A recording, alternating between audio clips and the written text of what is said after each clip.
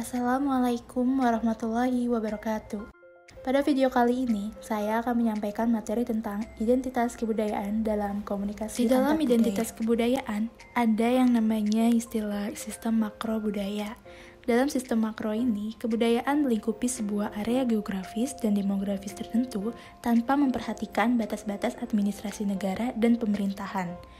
Dikatakan negara merupakan sistem sosial makro yang di dalamnya terdapat banyak sekali perbedaan, ditandai oleh kenyataan adanya satu kesatuan sosial berdasarkan perbedaan suku, bangsa, perbedaan agama, adat, serta perbedaan kedaerahan.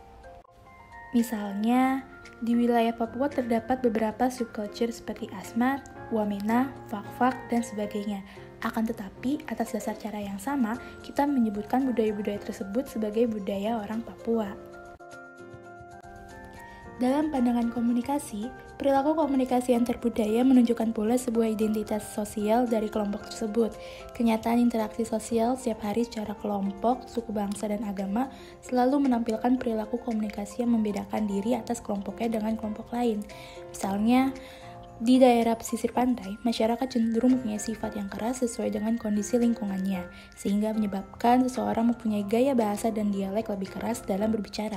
Sementara itu, di daerah pegunungan, masyarakat cenderung mempunyai sifat yang lembut sesuai kondisi lingkungannya. Dengan kondisi tersebut, menyebabkan seseorang mempunyai gaya bahasa dan dialek lebih halus dalam berbicara. Kemudian ada modalitas kebudayaan. Pola-pola perilaku dipandang sebagai perilaku khas suatu kebudayaan yang mewakili orang-orang dari daerah, wilayah, bangsa tertentu. Seperti yang dijelaskan sebelumnya, bahwa perbedaan letak geografis dari tempat tinggal suatu etnis akan membedakannya dengan etnis lain. Perilaku dapat diramalkan sebagai kebudayaan dari sekelompok orang dari daerah atau wilayah tersebut. Sementara itu ada subculture atau istilah yang digunakan untuk mengidentifikasi suatu kelompok yang mempunyai perilaku spesifik dari perilaku kebanyakan. Biasanya dianut oleh sekelompok yang mempunyai persepsi yang timbal balik sama dan dikategorikan dalam beberapa aspek, antara lain peradaban, agama, wilayah, geografi, kesejahteraan, bahasa, kebangsaan, umur, gender, pekerjaan, dan keluarga. Jadi, kategori dari orang-orang yang menganut subculture ini adalah microculture. Penganutnya sering dikategorikan sebagai microculture yang budayanya sangat berpengaruh pada perilaku komunikasi antar budaya. Berarti, antara subculture dan microculture ini tidak dapat terpisahkan. Komunikasi sebagai identitas sosial dibedakan menjadi beberapa bentuk komunikasi.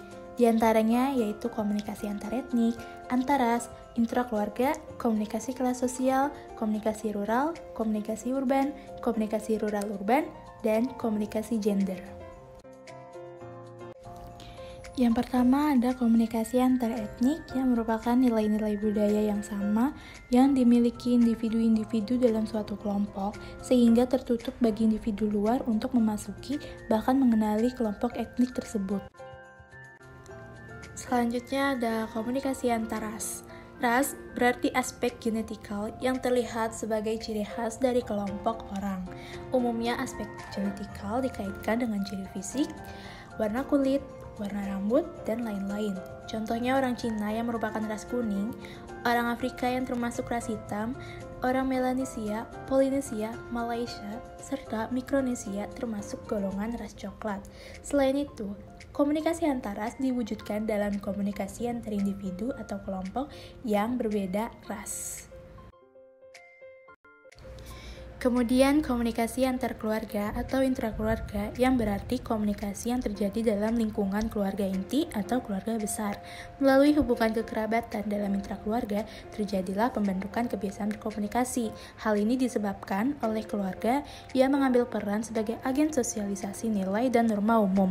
Komunikasi ini dapat menampilkan identitas sosial suatu subculture.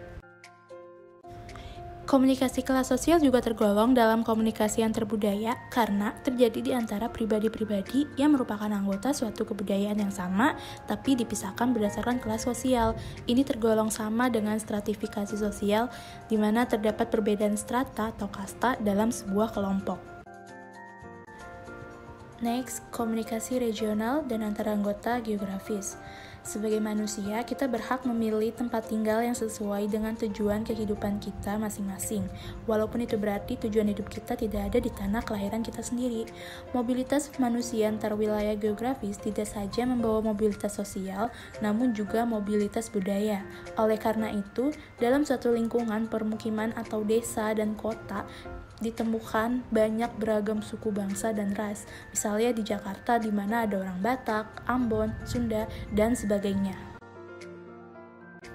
Lalu ada komunikasi rural.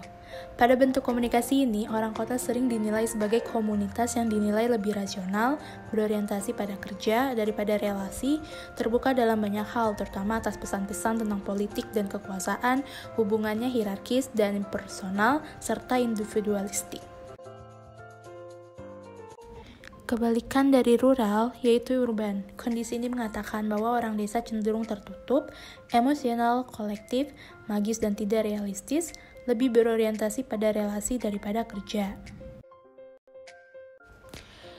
Dalam hubungan komunikasi rural-urban ini, orang desa maupun kota tak dapat mengelak dari komunikasi antar pribadi, antar kelompok di antara mereka.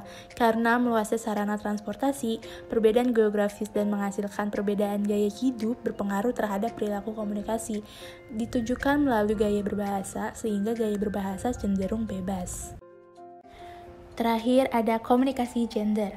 Komunikasi gender berkaitan erat dengan kebudayaan, beberapa makna untuk maskulinitas dan feminitas, dan bagaimana mengkomunikasikan identitas gender sebagian besar ditentukan oleh budaya. Perbedaan perilaku disebabkan oleh perbedaan faktor-faktor persepsi antarpersonal atau interpersonal, perbedaan latar belakang kebudayaan yang mengajarkan orientasi budaya terhadap perempuan atau laki-laki. Itu tadi penjelasan mengenai identitas kebudayaan dalam komunikasi antar budaya. Akhir kata, saya ucapkan terima kasih dan mohon maaf sebesar-besarnya apabila ada kata-kata yang kurang dan tidak berkenan. Wassalamualaikum warahmatullahi wabarakatuh.